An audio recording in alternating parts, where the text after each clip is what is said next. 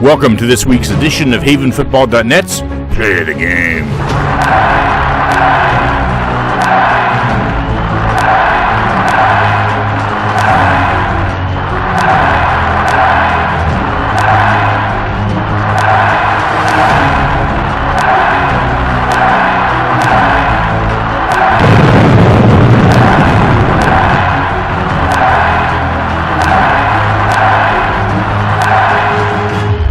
This week's Play of the Game is brought to you by the Swarthmorean Weekly Newspaper, true local coverage of Swarthmore, Wallingford, and surrounding neighborhoods, published since 1893. The Strath Panthers traveled to Glenolden to meet the Interboro Buccaneers for this 2024 season opener.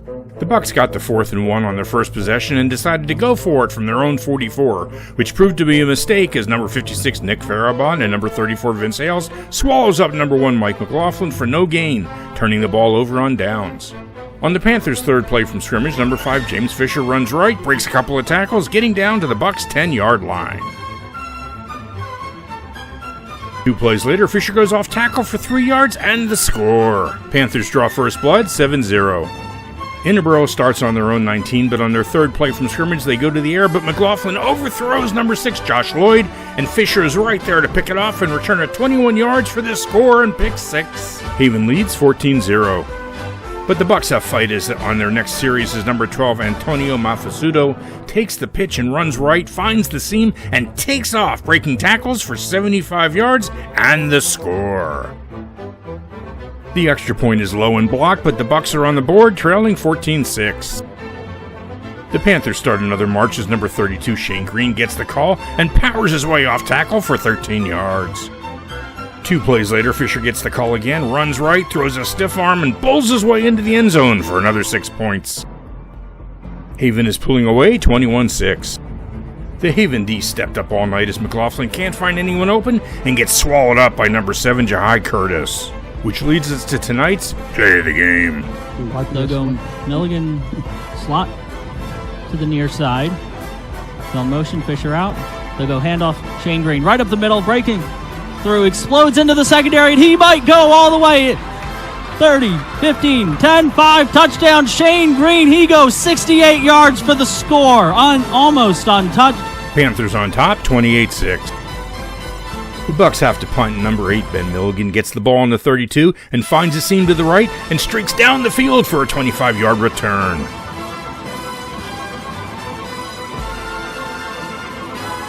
On the next series, Green gets great blocking and runs right up the gut for 16 yards.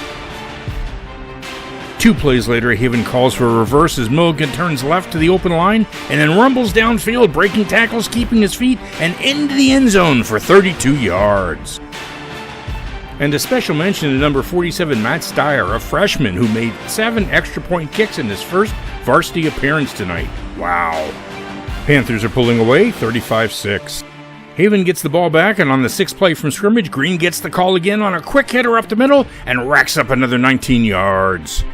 Fisher scores on the next play, and Haven is closing the door, 42-6. But the Bucs still have game as McLaughlin finds Lloyd, who splits the defenders and makes the grab for 15 yards. But the Haven defense gets tough as the Bucs try a screen, but number 17 Nick Daniel gets buried by number 17 Quinn Kell for a 5-yard loss. Once again, the Haven line creates a huge hole as Green takes off and scrums his way to the Bucs' 33.